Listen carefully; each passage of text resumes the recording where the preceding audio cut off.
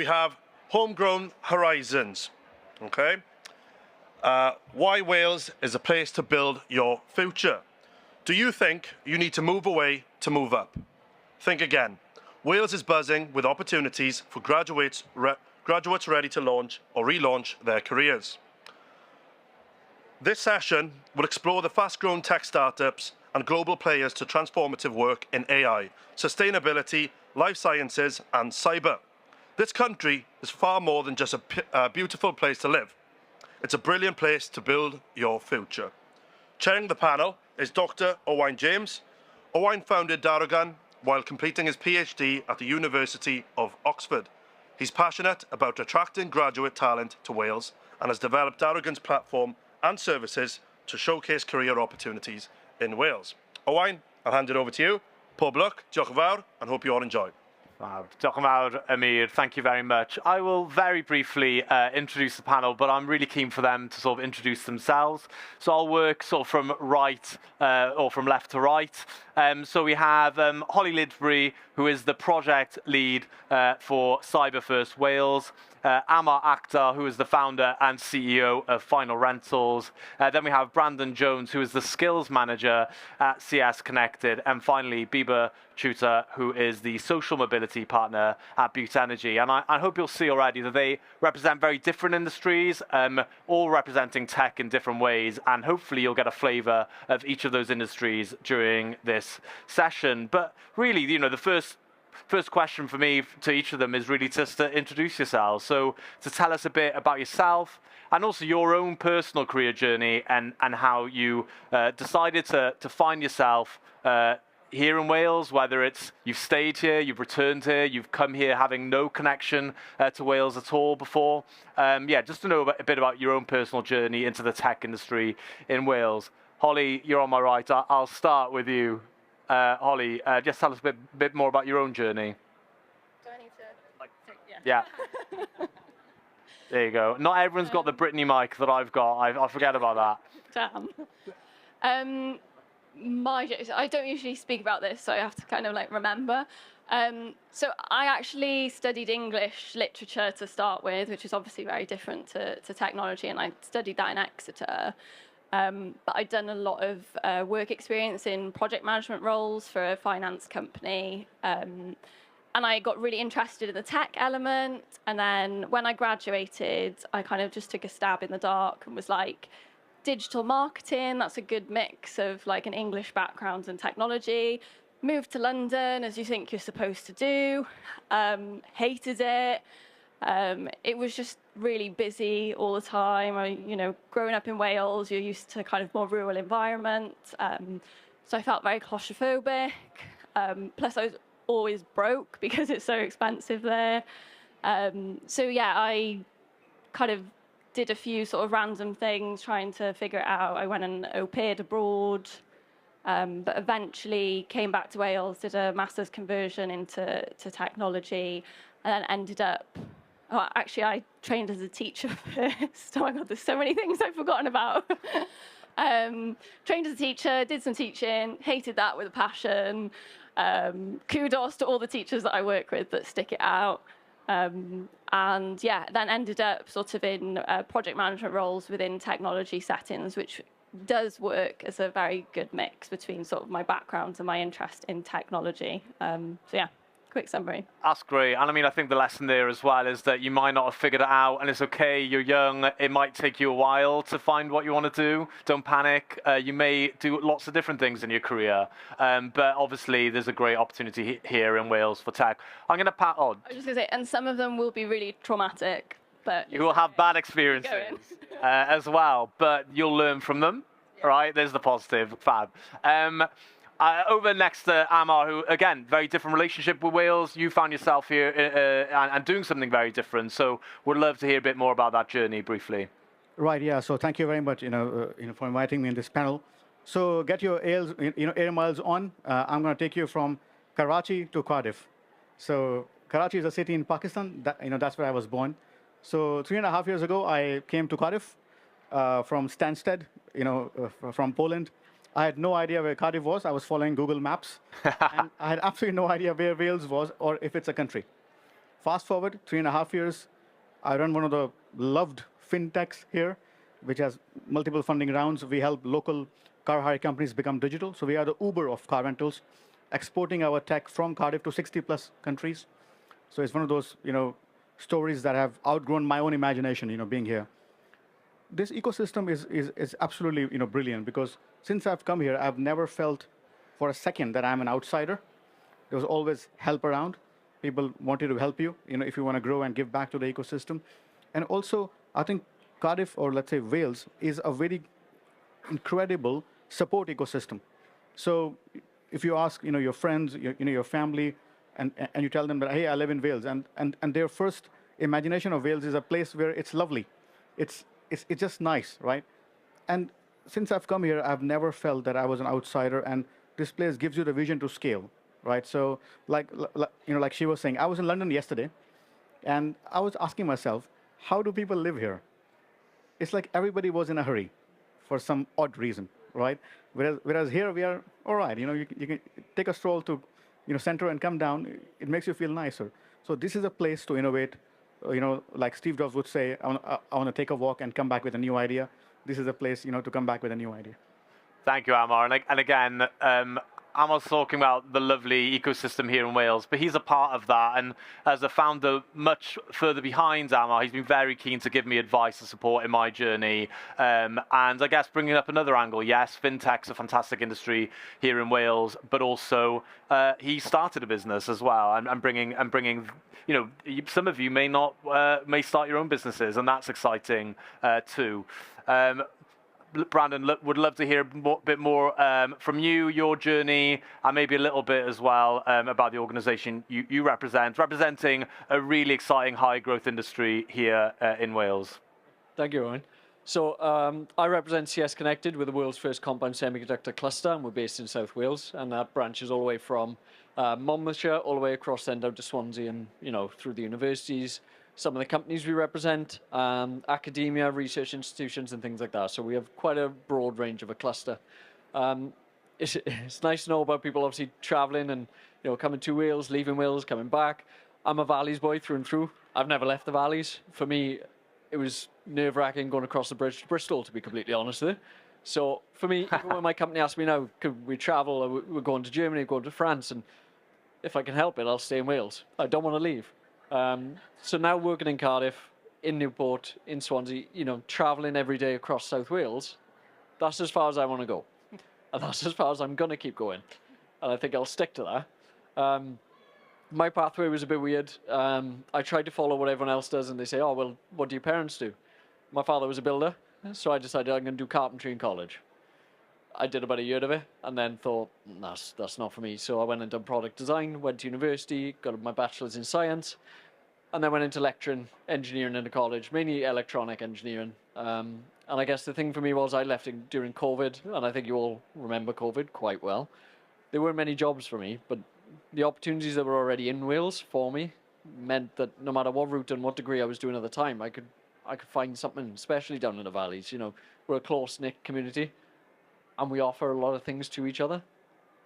So, for me, not traveling much, not doing much back and forth, and sticking, like I said, I tried carpentry, I tried something different, and then I went to product design, then I went to electronic engineering, and now I work on compound semiconductors and kind of pushing our cluster. If I was to ask for a hands up on how many people knew what compound semiconductors were, unless you've heard me speaking before, you probably don't know what they are. And that's one of the reasons we're kind of pushing this industry and saying we're here, there's a lot of opportunities, and another reason I want to thank you for inviting me to the panel as well.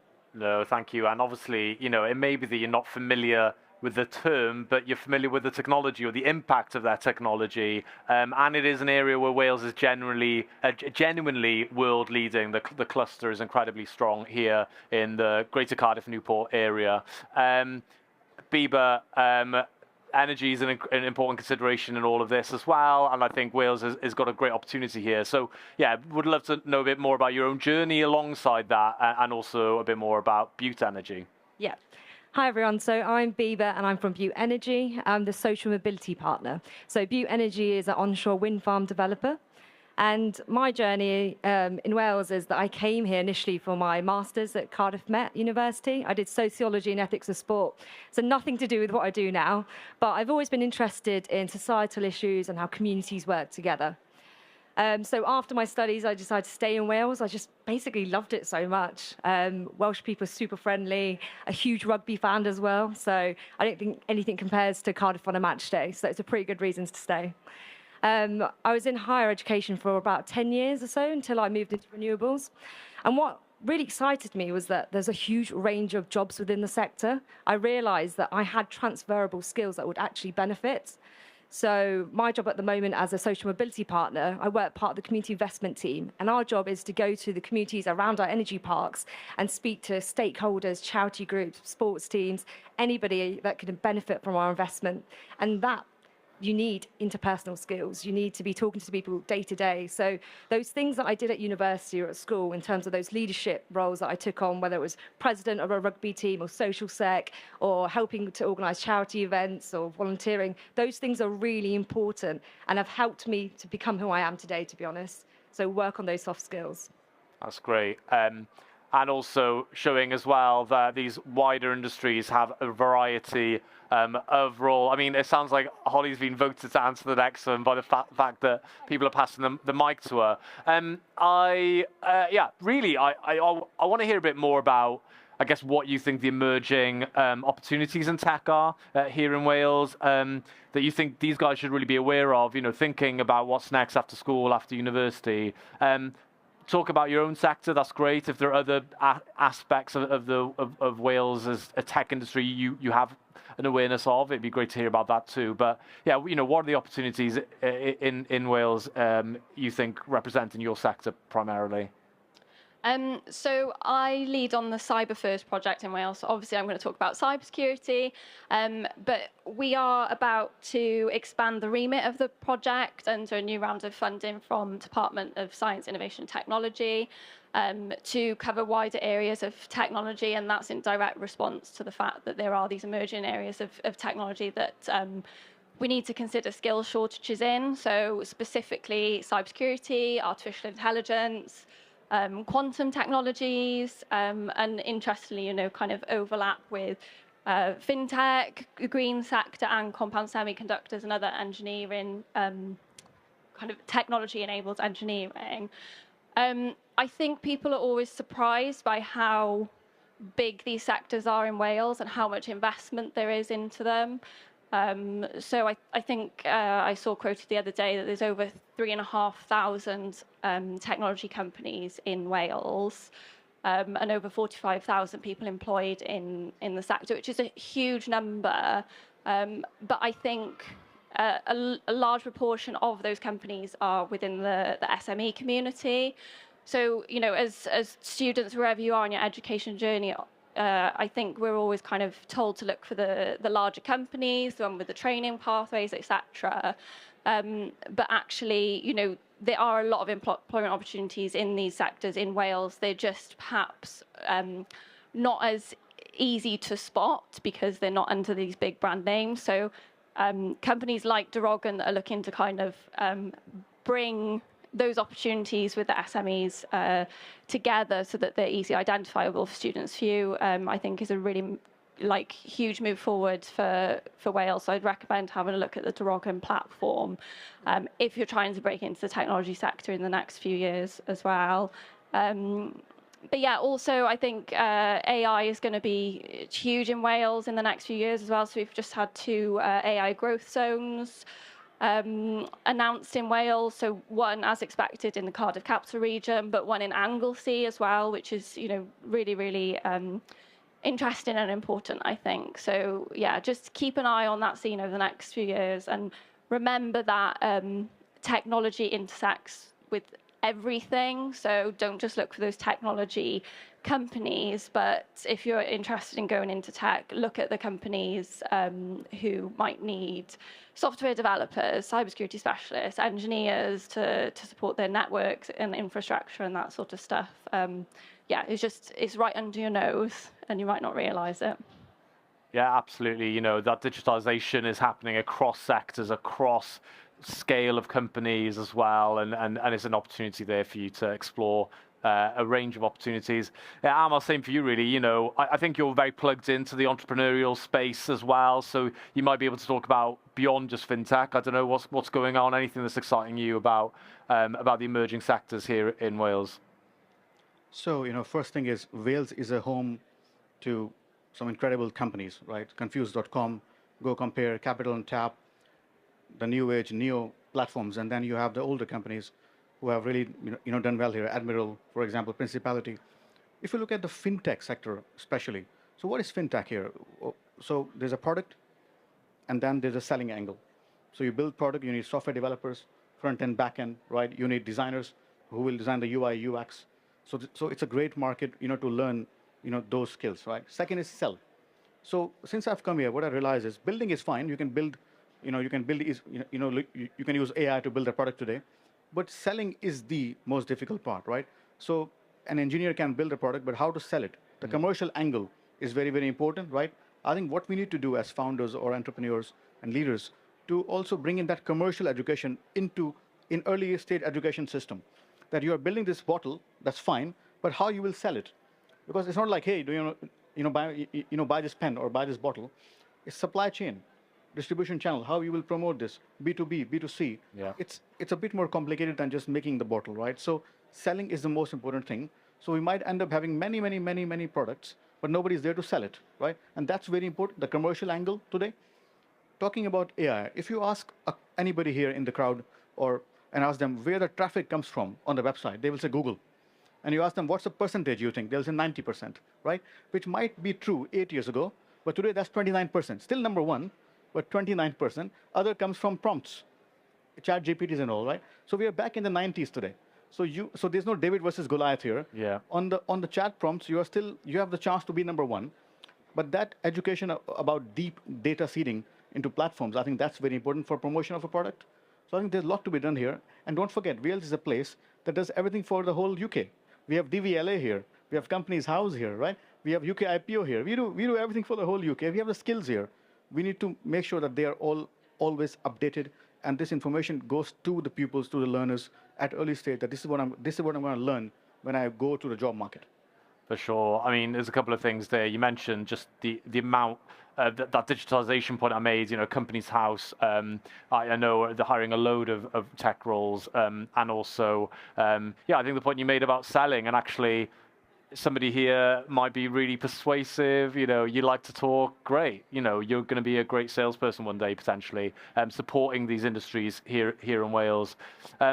Brandon, we've got to talk about the compound semiconductor space. Tell us a bit more about it. Tell us about the exciting opportunities that are there for young people. Yeah. First of all, I want to apologize to anyone who heard my talk this morning, because I'm probably going to just repeat a lot of it. So in our sector in South Wales, we currently employ roughly 2,700 people.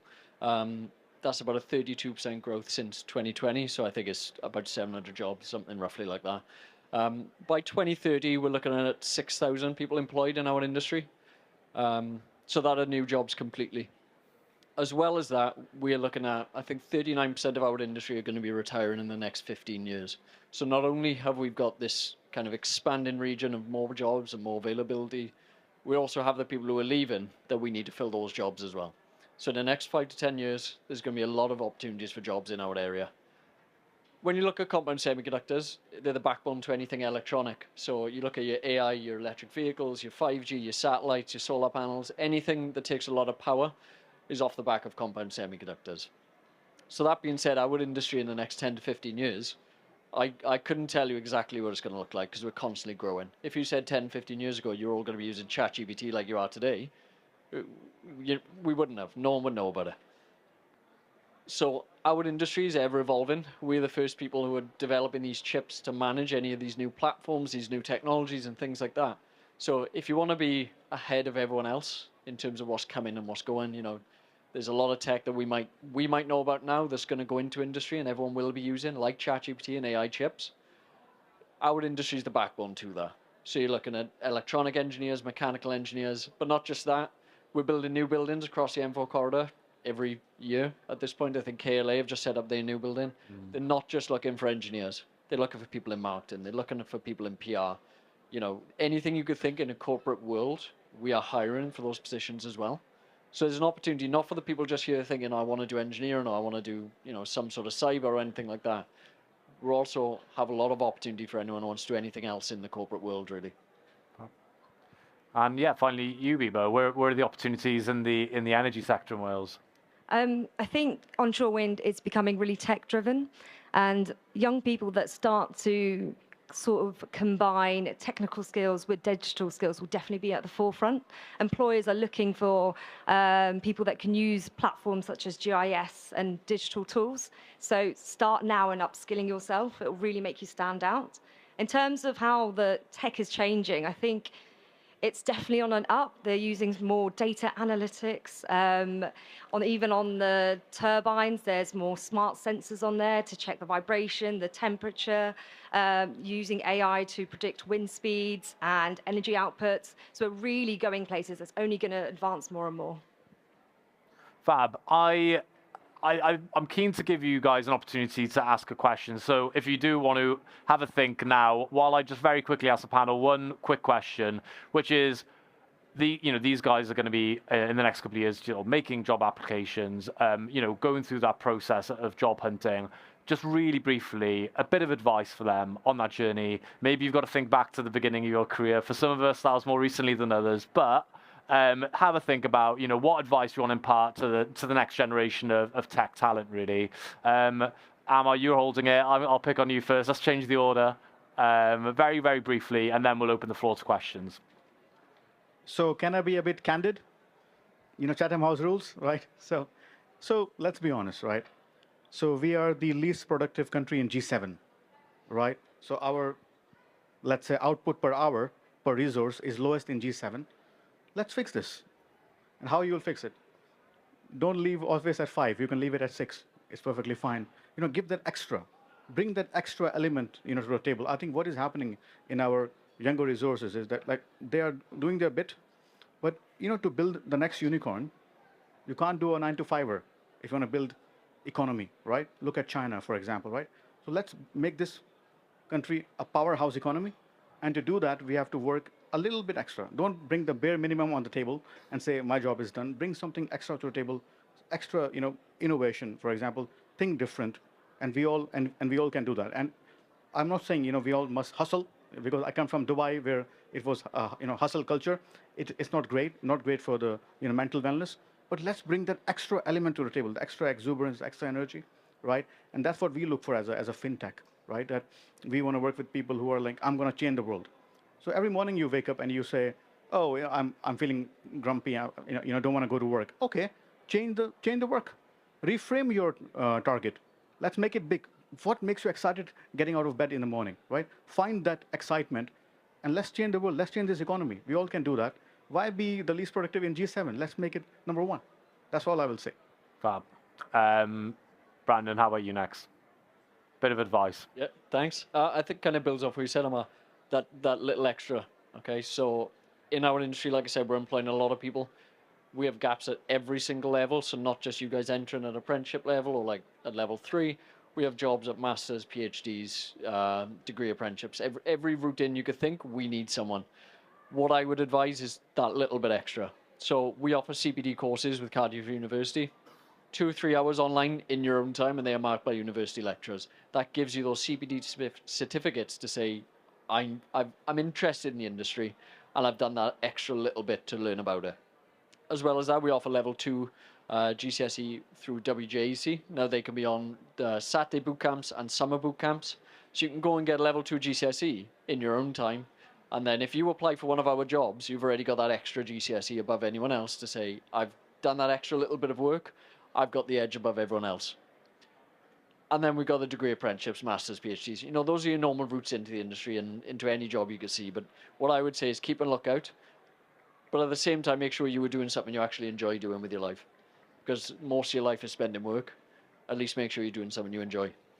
Great advice. Biba, how about you? What's the advice you'd give? I guess just following on from what these guys are saying, it's about everything extra that you do. So when I actually started at Butte Energy, I hosted a workshop with all the senior management, and I said, when I'm going out to schools, colleges, universities, telling people what you're looking for, what are the skills that you are? And they said that those technical skills can all be taught. They're actually looking for the right person. So, and that's all about soft skills. They said, are you a good communicator? Have you got teamwork skills? Are you a problem solver? Are you resilient? Those are the things that they are looking for in someone, as all the qualifications and the training that can be given to you afterwards. So make sure that you're a well-rounded person now and work on those skills. And lastly, Holly, what advice would you give? Mine is, as I'm contractually obliged to do, but I also believe in this, take computer science A-level. I can see lots of Bayes Leg students here, and I know Mr. Bennett's going to back me up. Take computer science A-level, because the soft skills are important, but if it's a numbers game, a large majority of the skill shortages in the technology sector are in technology-specific roles that require an understanding of technology. So not just your digital skills, which it often gets conflated with, not just your ability to use Word or ChatGPT. It's about understanding how technology works, how internet protocols work, what a network is, how to set one up. So I think, if you want to increase your chances of employment within the technology sector, I'm not saying don't do other stuff that you're interested in, but do computer science. And then I guess for those who've gone past that point, that point you made, Brandon, about looking for other opportunities, what can you do online, do stuff in your own time is going to be really important as well. I said, there's an opportunity now to ask your own question. You can direct it at one person, maybe to the whole panel if we've got time. I see a hand up over there, and then the far right, or my far right anyway. Hello there. Hi. Speaking as a young person in my teens,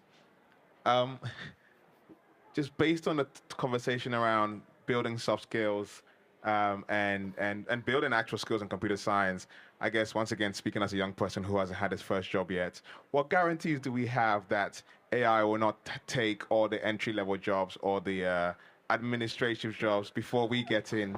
What can we do? Are we competing with AI? Are we not competing? What can we do ahead of, our first job, with what's happening on? Speaking as a young person in my teens. So speaking as a young person in my teens, not really. So I will answer this in two ways. Number one, imagine if you're a cameraman who films, movies on a helicopter, right? That's your skill. You must learn how to do it now with a drone, right? That's the upskilling of an industry. Similarly, if you're a graphics designer who designs on Canva, right? You must learn how to do front-end development, because that's an upskilling. So I do not believe that AI will take jobs. AI will take jobs that should have been taken anyway, right? So if you're not a person who doesn't really upgrade himself or herself, for example, right, you should be upgrading yourself. So I don't buy into this thing that AI will take all the jobs or our jobs. It's almost like 1999 when computers were coming, Y2K, and like who will take whose jobs? So tell me who lost his job in Y2K, right? So similarly, we're not going to lose our jobs, but let's be honest, we live in this hyper-scaling, changing world, and we must change. Simple as that. Beaver, go on. I'm glad, because I feel like I'm underqualified to talk about this. I'm glad you put your hand up, Beaver. Go for it. Just a quick one that I don't think we should be scared of AI. Let's use it. So if you can use AI tools in your current job, upskill yourself. Don't be afraid of it. Let it enhance your work. And then that's going to only upskill you in the future. Absolutely. And I think my 2 cents of this is exactly that. We don't know the impact it can have. We can only control ourselves. And, those points about upskilling, taking initiative, taking the time to learn these tools, that's the best we can do. And I feel in that uncertainty to make the most of the opportunity that it's going to provide as well. Does anybody else want to ask a question of the panel? Was there a hand? Oh, fab. You talked about upskilling, and it's been mentioned a lot, but what opportunities, particularly online, for students who maybe have a couple of hours at the weekend, but don't maybe have the finances to put forward, £300-400 for a specialist certification, what free resources could we have access to? So I don't mind taking that first. With Cardiff University and the CPD, we've kind of discussed a bit earlier. The courses we've developed, there's about 7 different courses online, and they're all free to people who are living and working within CCR. So the 10 local authorities in Cardiff, all the way up to Ebervale and Monmouth, like I said, all 10 authorities. That's free for you to apply for through our funding, which means you can go onto those websites, you can apply for the courses, and like I said, 2 to 3 hours online in your own time. We have 1 or 2 courses that are in person, so like wire bonding, which can only be done in person anyway, but most of the courses are online, meaning if you start that course, you can save where you are, come back to the next day in your own time, and then they get marked by kind of the university lecturers then. At the end of that course, once it's fully marked, you'll get that official certificate then, funded by ourselves or the PBIA, which is a government initiative. Can I ask if you're studying at the moment? Finally. Oh, thank you. Yeah, final year digital forensics. Okay, sorry. So final year, probably not as relevant, but it might be relevant to some people in the room. So the Cyber First program, which will change into Tech First from September 2026, it does offer a bursary program, so we call the Tech First bursary. And as part of that, you get £4,000 towards your studies in university every year, which you can do what you want with, i.e. use towards your studies. But you also get paid internships and training over the summer period, so professional certifications, professional standard training. So if you are looking to go to university or in your first... Wait, no, you'd have to be in year 13 at the moment because the applications are closed for this year. So you can apply in year 13 or year 2 college or in first year of university. And I would highly, highly recommend it because you come out of that bursary program, you've got so much training and it's obviously all paid. I was going to mention something else. The other thing I was going to mention was that there's something called personal learning accounts, which are administered by the colleges. I think you have to be in employment to access these, but it can be any employment. And because of the skill shortages within the technology sector, a lot of the time, the technology-related courses aren't sort of means tested. Sometimes you have to be earning under a certain threshold to access them. But yeah, if you're, after university, maybe you've got just any job, but you're trying to break into technology, have a look at the personal learning accounts and see if sometimes they do like CompTIA certifications and that sort of thing that are fully funded. Yeah, just last thing I was going to mention is like learning alongside other things is great. The other option as well is you often have things like boot camps. There'll be training providers that have had those funded in whatever way. So that's different to learning a couple of hours once a week. It's more in 2 to 3 weeks, whether you may be in a you've all got long vacations if you're in school or at uni or college. You can have long summers and things like that. So using that time, 2 to 3 weeks to really intensely learn something is another option. Or of course, you might want to take 2 to 3 weeks out of your job to do that. That might be possible. So there are those things as well, and often they're funded because they're in a priority sector, and there's some sort of grant funding behind that. Have we got time for any more, Paul? I haven't got a session. We'll go on for a couple more hours. There you go. No, I just wanted to let these guys finish really with I guess what I'd like to call like an elevator pitch. So by that I mean, in a very, very short amount of time, 60 seconds or less, really. Some people here might be thinking about building their career outside of Wales. They might be thinking they've got to go somewhere else to start their career. But my question is really in a sentence or two, how would you make the case for building your career in Wales? Starting your career in Wales as well? Right, so I think specifically in cybersecurity and the technology sector, like I said, a large... It's so awkward. The school's got to go. The bus is going. We understand. We understand. My answer. Yeah, no. Can't miss the school bus. Like I said before, a large proportion of the technology sector in Wales are SMEs, and at first thought, is this useful for kind of early careers, training, and employment opportunities? You might be inclined to think that the bigger names who have the established graduate programs will be better for you, but actually I think there's a lot of benefit from joining an SME for one of your early careers roles. You just kind of get chucked in the deep end a lot more. You get more of an opportunity to learn from your peers, to try different things out. So yeah, I think having a role with an SME is useful, but also from my own perspective, it's just like not having to get the tube every day, not being broke, walking up a mountain in your lunch hour, and all that kind of stuff as well. Amar, in a couple of sentences, how would you make the case for starting your career in Wales? Bearing in mind you didn't do that. That wasn't what you did. But what advice would you give somebody here who has built your career here about starting your career here in Wales? So first thing first, why not you start your career in Wales? I would say just come to Wales and work here. It's a great place to work, innovate, and prosper. Like you were saying, that you don't have to take a tube every single day. It offers that creativity, good environment, right? So we are a very compact ecosystem, and you can really start a career here. In your early days, you can work in fintechs and all the other programs, apprenticeships, for example.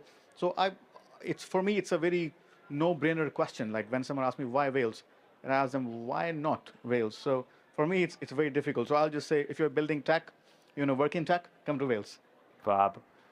Brandon, your advice or your pitch, I guess. Okay.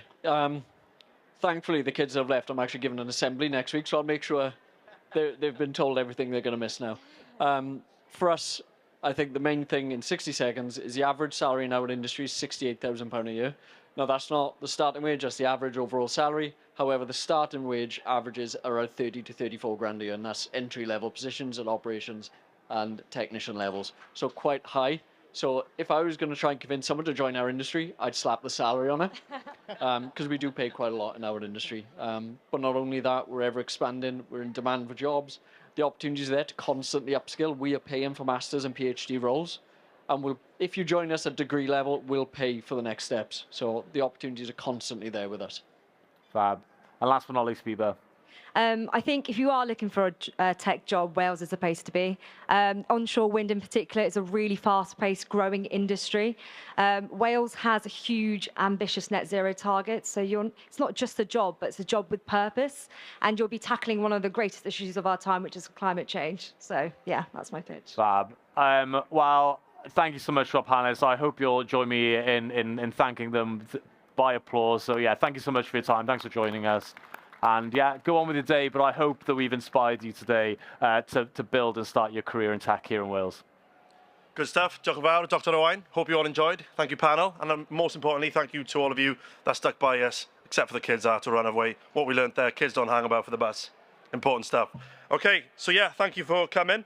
None of this would have been possible without our Wales Tech Week and Talent4Tech partners.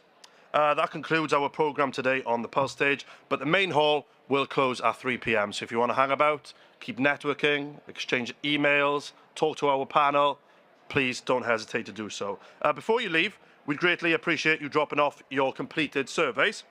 Your feedback helps us to build even better stands and events for the near future.